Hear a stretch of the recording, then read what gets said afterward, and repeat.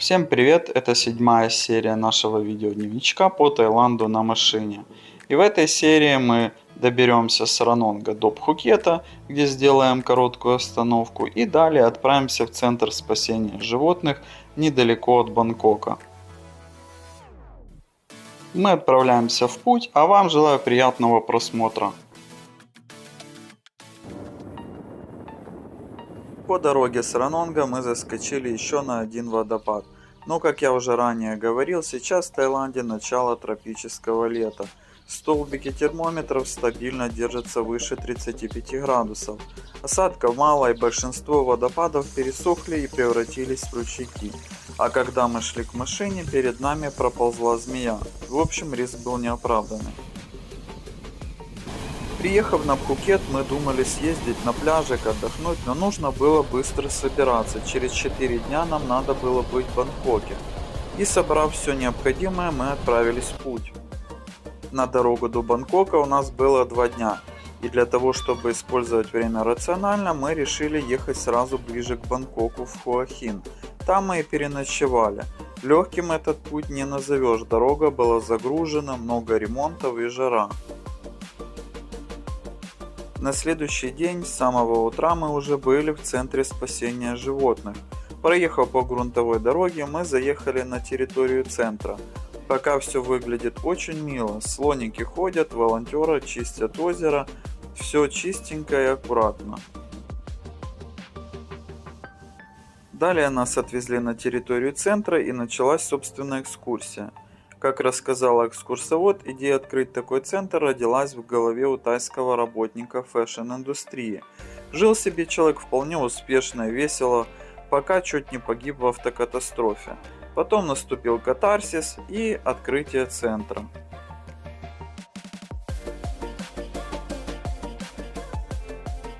В центре спасения животных за долгие годы работы удалось оказать помощь тысячам пострадавших животных, часть из которых смогли вернуть в дикую природу. Есть современное оборудование для проведения диагностики и операций. Есть свои автомобили скорой помощи. Помощь животным оказывают по всей территории Таиланда. На территории открыт отель ILO Pants Lodge, который тоже приносит средства на содержание животных. Спасенные в центре зверушки пострадали от незаконной торговли дикими животными, индустрии домашних животных, индустрии туризма и развлечений, или непосредственно из дикой природы, где они могли стать жертвами дорожно-транспортных происшествий, нападений собак или других несчастных случаев по вине человека. Красивая, но опасная птичка. На территории центра обитают 6 видов гиббонов, 5 видов макак, лори, 2 вида лангуров, 2 вида медведей, маленькие дикие кошки, различные виды цвет, рептилии, выдры, птицы, слоны, тигры и многие другие виды животных.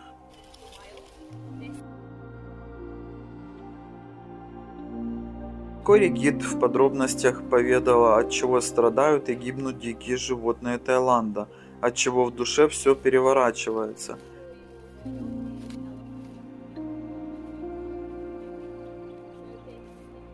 Так, к примеру, всеми любимые слоники, к которым все любят ездить в питомники в туристических локациях, чаще всего живут в адских условиях. Их приковывают цепями так, что они могут только топтаться на месте. Длина цепи не позволяет даже сделать шаг. Помимо этого, погонщики используют мелкие серпы и иголки, нанося уколы или порезы в чувствительных зонах, принуждая слонов к работе. Многие особи были разлучены со своими родителями при драматических обстоятельствах. Кого-то забрали от родителей, а у кого-то их убили. Но все спасенные животные сейчас находятся в надежных и заботливых руках работников центра.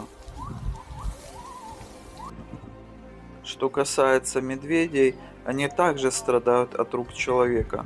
Медведи используют в туриндустрии, лишая их клыков и ногтей для безопасности. Потом вводят в разные туристические локации, предлагая сфотографироваться. В фармакологии используют медвежью желчь, для чего им ставят дренаж желчного пузыря, и всю оставшуюся жизнь животное мучается. Недалеко отошли и кулинары. Если вы не знали, то суп из фекалий медведя дает силу, приносит удачу и финансы. Единственное, что не делает этот суп, он не добавляет ума человеку.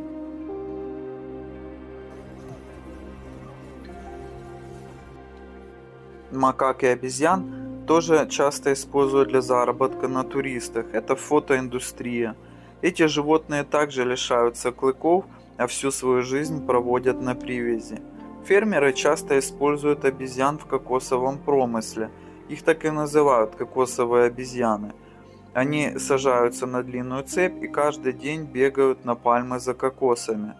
Нередки случаи, когда ошейник врастает прямо в тело обезьяны. После спасения животных из рук деспотов тут им оказывают полный объем медицинской помощи. Итак, возле каждого вольера новая история, новый вид животного, и ты узнаешь, на какое очередное паскудство способен человек.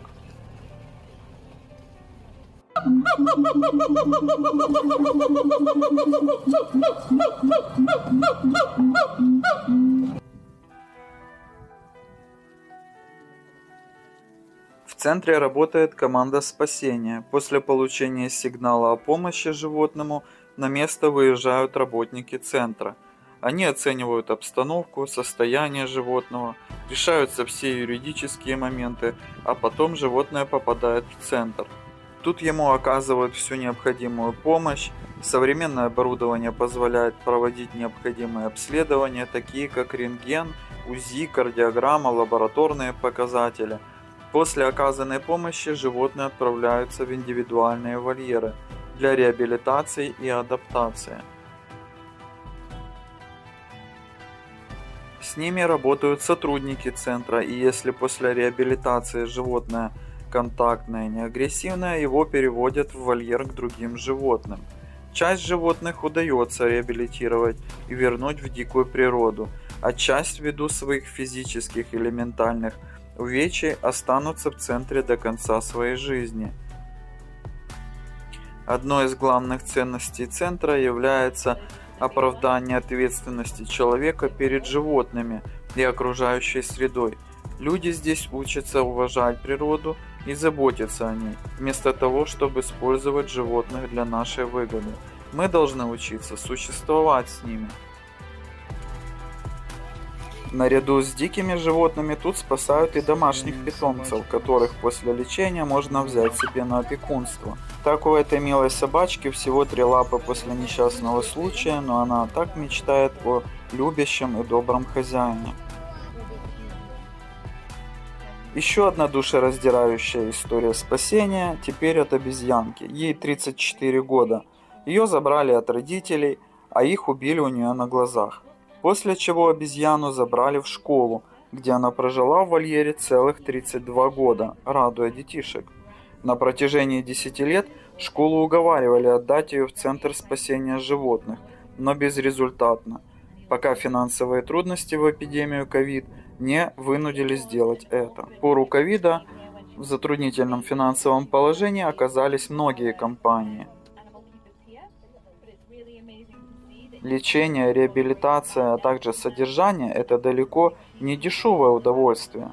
Для привлечения финансов хозяин центра устроил перформанс, прожив в этой клетке 5 дней и 5 ночей, ведя трансляцию в соцсети, благодаря чему собранных средств хватило на постройку и обустройство вольера и территории обезьянки.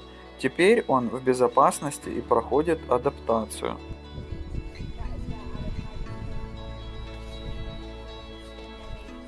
В центре друзей дикой природы Таиланда обитают и дикие кошки, такие как тигры, пумы, камышовый кот и другие. Тигры молоденькие и активно проходят адаптацию и реабилитацию.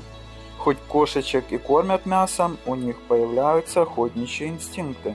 Работники центра периодически находят убитых ящериц. Для тигров они как для домашних котов мышки.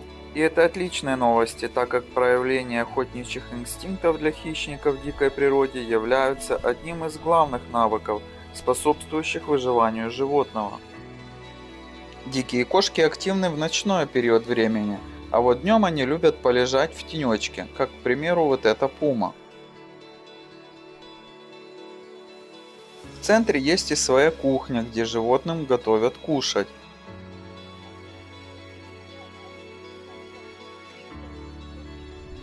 Сегодня мы покормим слоников бамбуковыми стеблями и арбузами.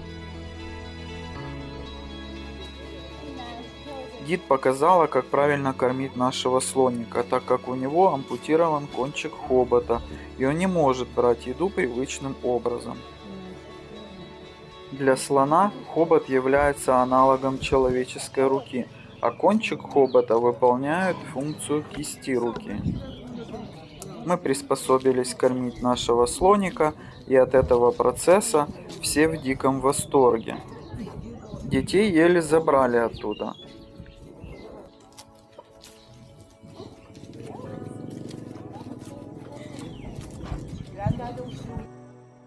По окончанию экскурсии мы отправились в наш номер. Пользуясь случаем, покажу его. В отеле I Love Pants Lodge к бронированию доступны разные номера, как по количеству гостей, так и по расположению, а также по внутренней стилистике. У нас семейный номер на 2 взрослых и 2 детей. В домике есть кухня, холодильник, кондиционер, Wi-Fi, есть отдельная спальня. Все домики имеют балкончики, откуда открывается прекрасный вид.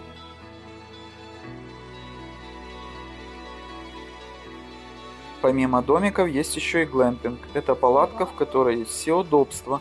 В ней может разместиться компания или семья из 4 человек. На веранде есть маленький приватный бассейн, а в 2 метрах от вас пасутся слоники. Мне очень понравилось, рекомендую.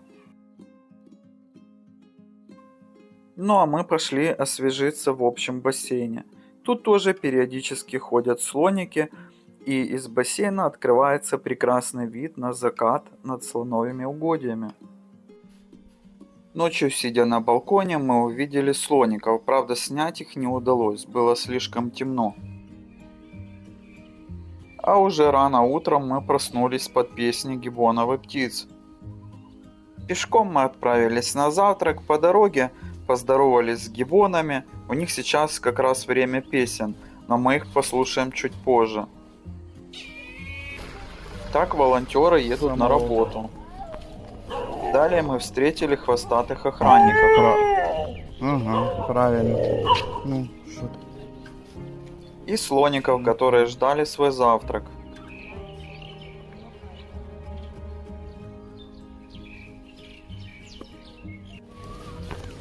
На завтрак тут сосиски, бекон, яйца, картошка, грибы, омлет.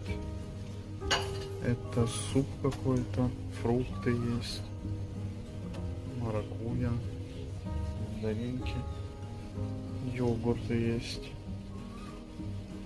всякие снеки, хлеб, тосты, кранчи всякие. Тут что? Тут пустота.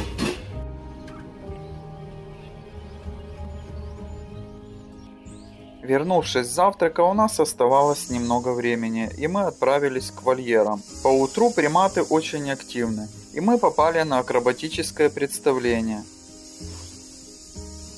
В конце представления мы даже поаплодировали, за что получили выход на бис.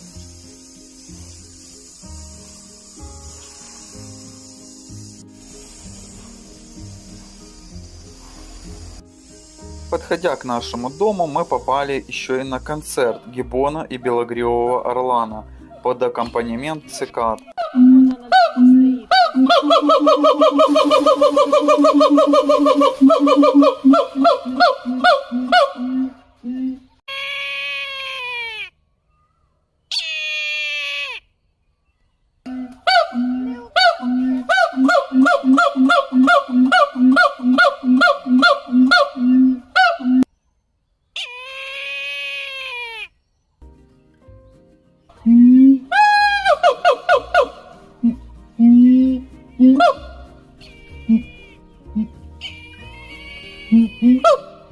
Это была великолепная песня, браво исполнителям. Итак, резюмируя, главной целью центра, конечно же, является предотвращение эксплуатации животных и спасение их жизни. Мы должны помнить, что животные – это дар природы, и они заслуживают уважения и заботы. Если мы учимся работать с окружающей средой и сосуществуем с животными, мы сможем сохранить природу для будущих поколений. Спасибо этому месту за впечатление, а вам за просмотр.